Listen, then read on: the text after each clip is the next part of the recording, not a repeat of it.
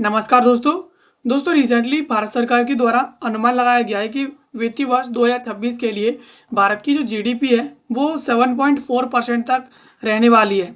यानी अब भारत की जो जीडीपी ग्रोथ है वो काफ़ी ज़्यादा बेहतरीन तरीके से बढ़ रही है और भारत सरकार के द्वारा 7.4% तक जो है अनुमान लगाया गया है कि भारत की जीडीपी अब फाइनेंशियल ईयर साल 2026 के अंदर बढ़ने वाली है। चलिए इसके बारे में थोड़ा विस्तार से समझते हैं क्योंकि ये इकोनॉमी के दृष्टिकोण से बहुत ही ज़्यादा इम्पोर्टेंट है।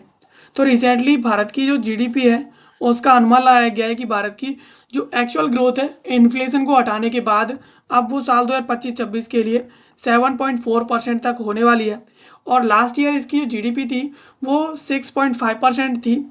यानी अब इसमें अनुमान लगाया गया है कि भारत की जीडीपी अब काफ़ी ज़्यादा बढ़ने वाली है। एंड इसके अलावा इसके अनुमान लगाने का जो मेन रीज़न है वो मैन्युफैक्चरिंग सेक्टर का है क्योंकि मैन्युफैक्चरिंग सेक्टर के अंदर काफ़ी ज़्यादा इसकी स्ट्रॉन्ग रिकवरी हुई है और इसी वजह से भारत जो है काफ़ी आगे बढ़ पाया है। एंड इसके अलावा मैन्युफैक्चरिंग सेक्टर की बात करें तो यहाँ पर मैन्युफैक्चरिंग सेक्टर है वो 4.5% से बढ़ कर के 7% तक पहुँच गया है। यानी इसके द्वारा यहाँ पर काफ़ी ज़्यादा ग्रोथ देखी गई है। एंड इसके अलावा दिस हैपन्स डिस्पाइट जब यूएस का 50% तक टैरिफ लगाया हुआ है भारत के कुछ सामान के ऊपर, उसके बावजूद भारत के अंदर इतनी ज़्यादा जीडीपी ग्रोथ देखी गई है। एंड इसके अलावा मैन्युफैक्चरिंग जो है भारत का वन ऑफ एक टॉप ड्राइवर है जो जीडीपी को काफ़ी ज़्यादा आगे बढ़ा रहा है। यानी भारत के अंदर काफ़ी सेक्टर्स हैं, उनमें से मैन्युफैक्चरिंग सेक्टर एक बहुत ही ज़्यादा अहम भूमिका निभाने वाला सेक्टर है जिसकी वजह से भारत की जीडीपी इतनी ज़्यादा आगे बढ़ पा रही है। एंड इसके अलावा नॉमिनल जीडीपी ग्रोथ की बात करें तो ये जीडीपी ग्रोथ जो है काफ़ी ज़्यादा स्लो हो गई है। नॉमिनल जीडीपी है इसमें इंक्लूड होता है प्राइस बढ़ना एंड इसके अलावा इन्फ्लेशन। तो यहाँ पर इसमें एक्सपेक्टेड जो ग्रोथ देखी गई है वो बीते 5 सालों की तुलना में काफ़ी ज़्यादा कम है। यानी ये वर्तमान में जो है वो 8% तक है और बीते 5 सालों में जो ग्रोथ हुई है नॉमिनल जीडीपी की उसका ये काफ़ी ज़्यादा उसमें काफ़ी ज़्यादा कम है। एंड इसके अलावा लास्ट टाइम ये काफ़ी ज़्यादा कम थी जब साल 2020-21 के दौरान जब पैंडेमिक आई हुई थी कोविड-19, तो उस दौरान इसमें जो है कमी देखी गई थी और इसमें -1.2% जो है इसमें कॉन्ट्रैक्टेड था, काफ़ी ज़्यादा कम हो गई थी। एंड इसके अलावा ये एक लोअर नॉमिनल ग्रोथ है जो प्राइसेस के लेवल को दिखाता है कि प्राइसेस कितनी ज़्यादा स्टेबल है, लो इन्फ्लेशन के कारण है, महंगाई कितनी ज़्यादा कम है। एंड इसके अलावा जो है प्राइसेस कहाँ पर स्टैंड कर रहे हैं चीज़ों के, उस हिसाब से जो नॉमिनल जीडीपी है वो यहाँ पर काउंट की जाती है। अब यहाँ पर भारत की जो जीडीपी है वो $4 ट्रिलियन तक पहुँचने वाली है। एंड इसके अलावा वर्तमान जीडीपी ग्रोथ देखी जाए 25-26 के लिए तो 357 लाख करोड़ है, यानी 357 ट्रिलियन रुपीज़ है। एंड वर्तमान जो डॉलर की रेट है 89.89 रुपीज़, तो और पर डॉलर के हिसाब से तो अगर इसका इक्वल करा जाए इसमें तो ये 3.97 ट्रिलियन डॉलर आता है जो $4 ट्रिलियन से थोड़ा ही कम है। एंड यहाँ पर रिपोर्ट्स के अनुसार भी ये भी देखा जा रहा है कि भारत की जीडीपी है वो $4 ट्रिलियन तक जल्द ही पहुँचने वाली है। एंड इसकी गैप की बात करें नॉमिनल और रियल जीडीपी ग्रोथ की तो यहाँ पर इन दोनों के बीच जो डिफरेंस है नॉमिनल एंड रियल जीडीपी के बीच का वो 0.6% का है। और ये जो डिफरेंस है वो यहाँ पर 2011-12 के बाद काफ़ी ज़्यादा कम है। तो इससे कहीं ना कहीं इतना पता चलता है कि भारत के अंदर जो इन्फ्लेशन है वो काफ़ी ज़्यादा कंट्रोल के अंदर है, यानी महंगाई है भारत के अंदर काफ़ी ज़्यादा कंट्रोल में है। एंड इसके अलावा इकोनॉमिस्ट धर्म कीर्ति जोशी की बात करें तो इनके द्वारा एक्सपेक्टेड बताया गया है 26-27 के लिए यहाँ पर नॉमिनल जो जीडीपी ग्रोथ इनके द्वारा बताई गई है वो 10.5% से लेकर 11% तक बताई गई है। एंड इसके अलावा जो रियल जीडीपी ग्रोथ है वो अराउंड 6.7% बताई गई है। यानी भारत सरकार के द्वारा एक्सपेक्टेड रखा गया है कि 7.4% तक भारत की जीडीपी होने वाली है साल 2026 में।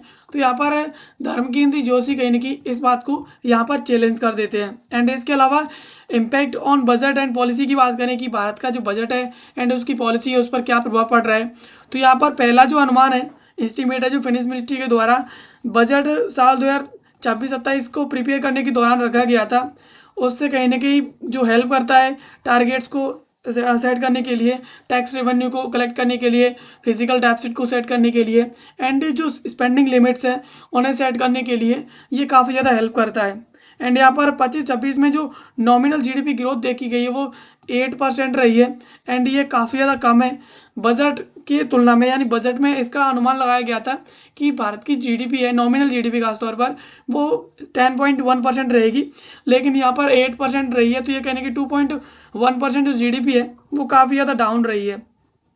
एंड फिर भी यहाँ पर एब्सोल्यूट जो जीडीपी फिगर है भारत का वो 357 लाख करोड़ का है और ये अचीव किया गया है यहाँ पर अपवर्ड रिवीजन के कारण। जो लास्ट ईयर की जीडीपी को रख करके भारत के द्वारा ये जो रिवीजन किया गया था उसके हिसाब से भारत के द्वारा इतना जो है जीडीपी फिगर है वो गेन किया गया है।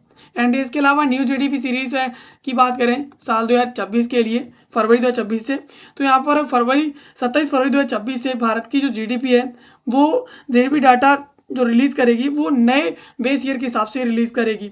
यहाँ पर अब तक जो डाटा रिलीज़ होता था वो साल 2011-12 के हिसाब से रिलीज़ होता था, लेकिन अब जो डाटा रिलीज़ होगा वो साल 2022-23 के हिसाब से रिलीज़ होगा। यानी अब जो बेस ईयर है वो यहाँ पर चेंज होने वाली है। अब इस प्रकार से जो बेस ईयर चेंज हो रही है उसके हिसाब से नए डाटा सोर्सेज यहाँ पर काउंट करेंगे। इससे कहीं ना कहीं बेटर कैलकुलेशन मेथड्स आएंगी और इसकी वजह से कहीं ना कहीं एक्यूरेट इकोनॉमिक भारत का जो आर्थिक दशा है वो एक नए तरीके से अब देखने में नजर आएगी।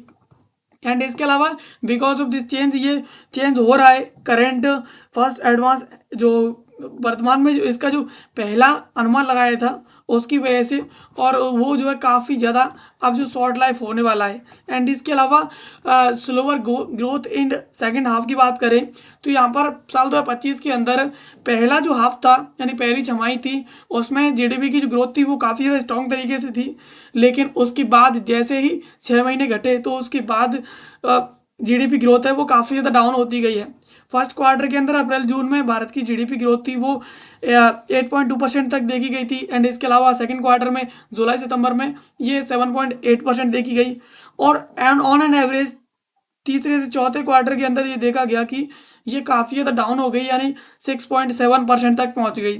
एंड इसके अलावा आरबीआई के अनुमान की बात करें तो यहाँ पर तीसरे क्वार्टर में ये जो ग्रोथ थी वो 7% देखी गई थी एंड चौथे क्वार्टर में ये देखी गई है वो 6.5% देखी गई। तो आरबीआई के द्वारा ओवरऑल जो फोरकास्ट रखा गया है वो 7.3% ग्रोथ रखा गया है पूरी साल का। यानी साल 2025 के अंदर जो टोटल ग्रोथ रही है वो आरबीआई के अनुसार यहाँ पर जो रही है वो 7.3% तक रही है। एंड इसके अलावा अब यहाँ पर सेक्टर वाइज परफॉर्मेंस की बात करें भारत के अंदर किस सेक्टर के द्वारा बीते साल कितना परफॉर्मेंस किया गया है, इस साल कैसा परफॉर्मेंस किया गया है, तो यहाँ पर एग्रीकल्चर सेक्टर की बात करें तो एग्रीकल्चर सेक्टर ने साल 2024-25 के अंदर 4.6% तक ग्रोथ दर्ज की थी, लेकिन वही ग्रोथ यहाँ पर 25-26 के अंदर 3.1% रहेगी। यानी इसमें यहाँ पर जो काफ़ी ज़्यादा जहाँ पर फॉल आ गया या डाउनफॉल आ गया, नीचे गिर गई। एंड ये जो रहा है वो मॉडरेट फार्म ग्रोथ की वजह से रहा है एंड इसमें कहीं ना कहीं मानसून का भी काफ़ी ज़्यादा इम्पैक्ट रहा है। एंड इसके अलावा मैन्युफैक्चरिंग सेक्टर की बात करें तो मैन्युफैक्चरिंग सेक्टर साल 2024-25 के अंदर 4.5% था एंड इसकी जो ग्रोथ है वो देखी गई है यहाँ पर साल 2025-26 के अंदर ये 7% तक बढ़ गया। तो यहाँ पर भारत की इंडस्ट्रीज़ हैं और जो एक्सपोर्ट पिक्स हैं वो काफ़ी ज़्यादा इसमें काफ़ी ज़्यादा पिकअप्स रहे हैं। तो भारत की इंडस्ट्री है वो काफ़ी ज़्यादा इसमें रिकवरी रही है, तो इस वजह से इसकी जो ग्रोथ है वो काफ़ी ज़्यादा देखी गई है। एंड इसके अलावा कंस्ट्रक्शन में भी 9.4% था, तो यहाँ पर 25-26 में आकर कंस्ट्रक्शन में भी यहाँ पर गिरावट आ गई हाई इंफ्रास्ट्रक्चर इन्वेस्टमेंट के कारण।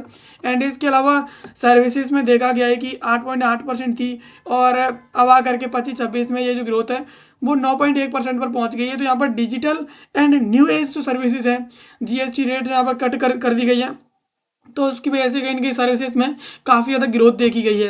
अब यहाँ पर टोटल जीवीए की बात करें तो साल 2024-25 के अंदर जो जीवीए था वो 6.4% था एंड साल 2025-26 के अंदर जो जीवीए है वो 7.3% है। तो देख सकते हैं कि साल 2025-26 के अंदर जीडीपी में काफ़ी ज़्यादा जो है ओवरऑल जो प्रोडक्शन है उसके कारण काफ़ी ज़्यादा ग्रोथ देखी गई है। एंड इसके अलावा कंजप्शन एंड इन्वेस्टमेंट की बात करें कि कितना कंजप्शन हुआ है एंड इसके अलावा इन्वेस्टमेंट कितना किया गया है, तो प्राइवेट कंजप्शन हुआ है वो स्टेडली 7% के अराउंड हुआ है और जो इन्वेस्टमेंट है वो ग्रोस जो फिक्स कैपिटल जो फॉर्मेशन है उसके अनुसार 7.1% से बढ़कर 7.8% तक जो इन्वेस्टमेंट है भारत के अंदर बढ़ गया है। और गवर्नमेंट के स्पेंडिंग की बात करें तो गवर्नमेंट के द्वारा भी काफ़ी ज़्यादा स्पेंड किया गया है। 2.3% से बढ़कर के 5.2% तक पहुंच गया है, जो कि लार्जली इसमें ज़्यादातर जो इन्वेस्ट किया गया है वो स्टेट गवर्नमेंट्स के द्वारा किया गया है। तो दोस्तों ये थी खबर जिसको आज की इस वीडियो में हमने समझा। एंड ऐसे वीडियोज़ के लिए आप हमें सब्सक्राइब कर लीजिए। मिलते हैं किसी अगले वीडियो में किसी नए और महत्वपूर्ण टॉपिक के साथ। तब तक के लिए आप सभी का बहुत बहुत धन्यवाद।